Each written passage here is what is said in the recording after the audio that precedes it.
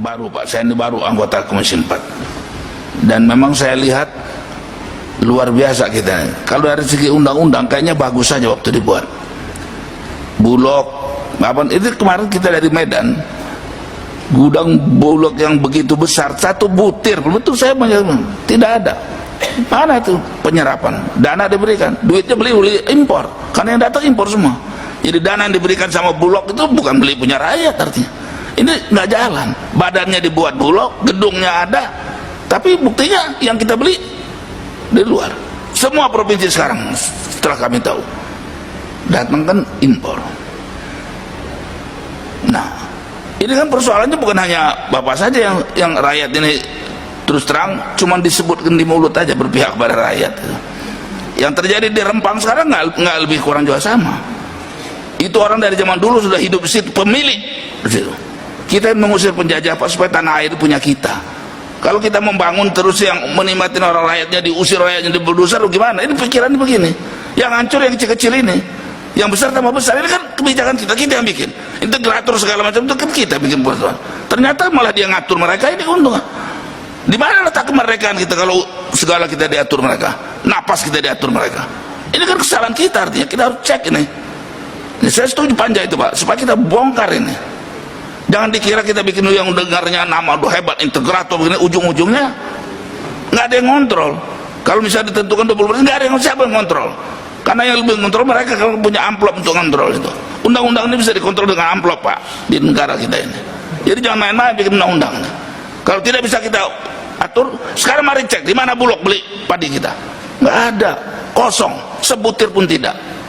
Bukan nggak ada Bulog, bukan nggak ada duitnya juga, anggaran diputuskan, tapi tidak dilakukan. Yang paling gampang adalah impor, berangkat sekali ribuan ton datang. Nah ini juga harus begitu. Jadi dalam nanti panja ini perlu diperhatikan Pak. Bapak-bapak ini yang punya semua keluhan, semua kesulitan yang tipu-tipu mereka ngatur apa sampai untung bisa. Saya kaget juga. Anda sudah hidup di negara ini, Anda punya negara, Anda berusaha di sini, kok ada orang yang datang karena punya modal untuk ngatur hidup kita? Di mana letaknya DPR kalau gitu? Ini betul, emang betul harus ada datang. Kalau Anda betul-betul rakyat, kami harus diuntungkan, harus kami yang dibela, begitu dong. Nah ini kan tidak. Badannya ada, duitnya ada, tapi yang dibeli yang di luar. Ini saya saksi hidup nih. Ini satu butir pun tidak ada. Memang nggak ada padi di situ.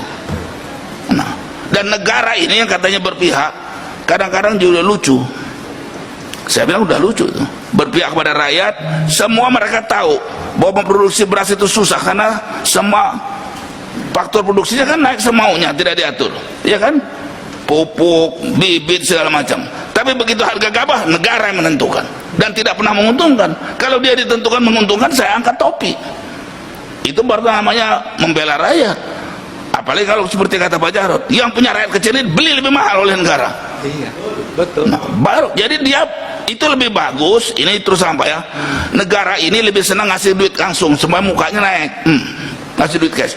Padahal ini nggak ngasih, mestinya yang berproduksi ini yang dikasih harga lebih. Semua petani ngomong sama kita, Pak, daripada bantuan langsung, harga kopi kami dikasih, harga singkong kami, harga ini yang benar, harga telur kami benar. Itu lebih betul. Itu harus kita atur sebetulnya. Duit itu membeli, menghargai. Kan kita ini nggak ada yang bodoh sebetulnya, dirjen-dirjen. Hitung produksi telur berapa, beli harus di atas itu, baru ada rakyat untung. Kenapa jadi orang lain yang suruh ngatur keuntungan rakyat? Kita yang mesti ngatur. Mereka harus untung minimal 20%. Bikin harganya. Harga pokoknya sekian, harga sekian. Negara. Saya setuju DPR memutuskan seperti itu. Jadi yang beli negara. Ya. Jadi kan seperti sekarang diserahkan sama mereka lagi ngatur. Ujungnya kalian semua diatur. Sekarang hari ini baru saya dengar luar biasa ini. Hanan bilang, saya belum pernah dengar dari Bapak bahwa keuntungan Bapak diatur orang. Kita di negara kita diatur sama manusia.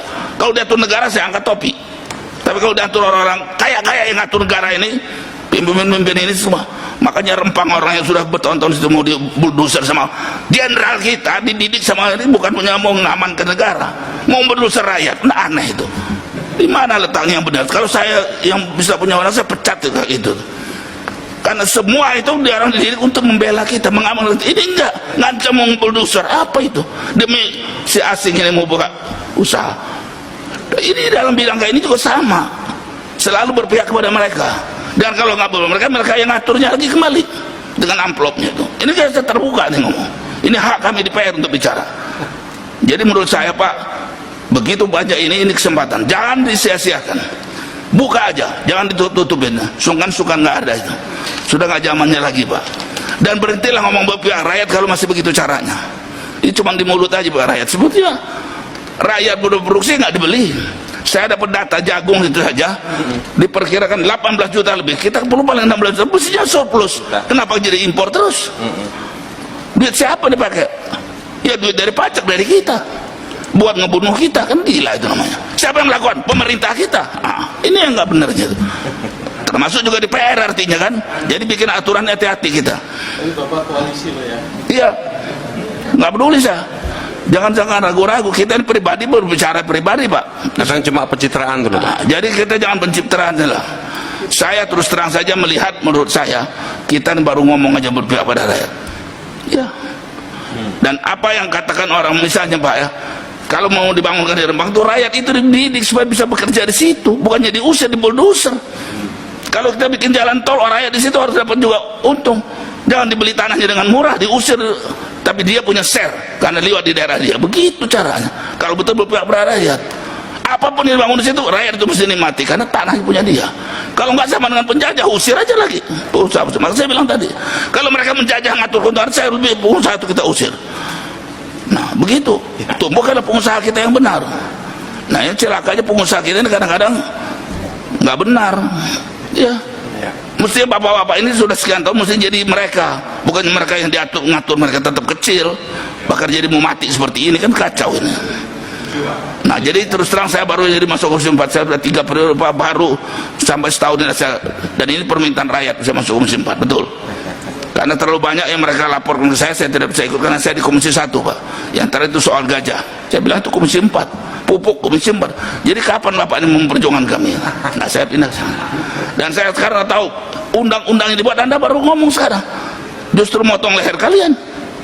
Makanya setuju kalau Pak Jarod ini, mereka itu harus kita piting, harus jangan dipeluk Pak Jarod, dipiting aja kalau perlu injak. Iya. Lalu kita mau, ini negara kita nih, siapa coba yang ngomong muda? Nah, jadi saya setuju Pak Jarod yang itu udah keras ngomong, cuman dia bilang dipeluk, ini orang Jawa sih. Nah, jangan bilang lagi ndablak, saya nggak ngerti Pak. Jadi saya pikir dia senang dia bebal, betul setuju. Jadi beberapa dirjen kalau bebal itu Pak, kita usul ganti. Nggak peduli dia mau koalisi nggak koalisi, mau kuali apa, nggak ada urusan, pecat. Kalau nggak berpihak rakyat, begitu dong. Bapak juga berhak begitu. Dirjen itu tidak berpihak kepada kami, menyusahkan kami. Nah kami dari DPR langsung kita harus sama-sama begitu. Kalau Bapak cuma ngudumel di belakang atau demo, betul saya setuju, nggak usah ada capek aja lah. Karena sekarang negara juga beri duit itu buat nyemprot rakyat, buat menyusun gebukin rakyat. Padahal itu hak kita untuk demo. Sekalipun izin tetap nyatanya kan digebukin, ditahan.